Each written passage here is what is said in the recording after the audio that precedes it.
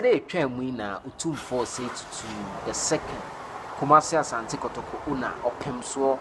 Etiane na Echi Eden and Trinidad and Tobago. Na Okono or the Kotoko Penny for IMC Chief of Staff Edin Shiamu. Before so believe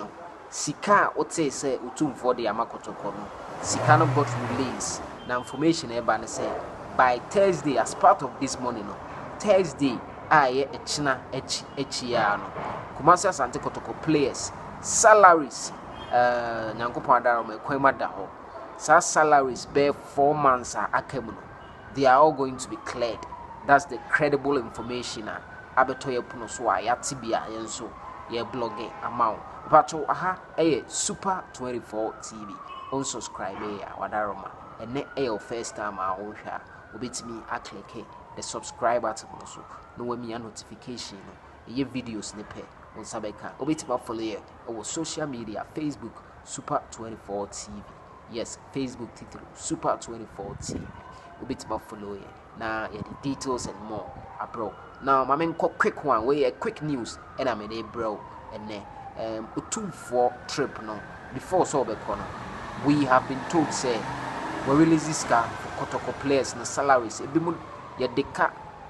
players neka some 3 months it be 4 months it be 2 months ni nyina no they are going to be cleared by Thursday. Yes, that is the information abetodwa and all kono so munim say utum for na ni golf pa otabo golf na baby okobo golf no grass no technology and I say instructors are we in charge of the grass or golf no and now one instructor mu say adakojachi training pitches or the and also amo mu say omonhwe na omonsort no no omonye because last 2 weeks ago oko adakojachi odenani ekohwe adakojachi project ekoso ekohwe facilities now only too impressed with the kind of grass and players no a training was on inti before so be kono and also another instruction or the ma omo grass na e golf park no so no say omonko na omonko yere sa grass na e pitches be I think pitches 2 or 3 na ho omonhwe na omunsiesie ne kama before se Kotoko pre-season e be we no back to adakojachi abe training no na grass no will be in a very good shape ntia asa abeto ye puno so no and say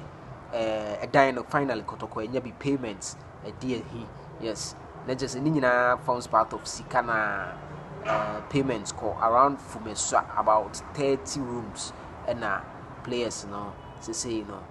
dying or munsaka umunyina no they are going to reside at that place and say fury to nibi. This one is fully secure. Our players know every group we na afide season shasi a hono mo. This comes by Thursday music can be reflect mamu nim Ghana bank say and then Tuesday Wednesday Thursday the next can are reflect it's can reflect yeah players na lubi no mo de be dey mo de to fu on ya de egu o mo kan apa that's information. Now another information I want to say to say directly Menshia take over the reins of the club. So a club now person only Kotoko Dinsa was so beyond the IMC you go directly to Menshia now only Menshia aku deal. That's another information inti Kumasi Asante Kotoko as we said no it is going to be an exciting season and we promise say be a better form on Kumasi Asante Kotoko Ghana football biano and be bro if you have may we see a child be brave papa chow ene first time never hesitate so be press subscribe button no press notification utumfo nyankopon insha onka ho de oye bia onto the super no en so emma ye be say share on the flip side we don't see a child be me call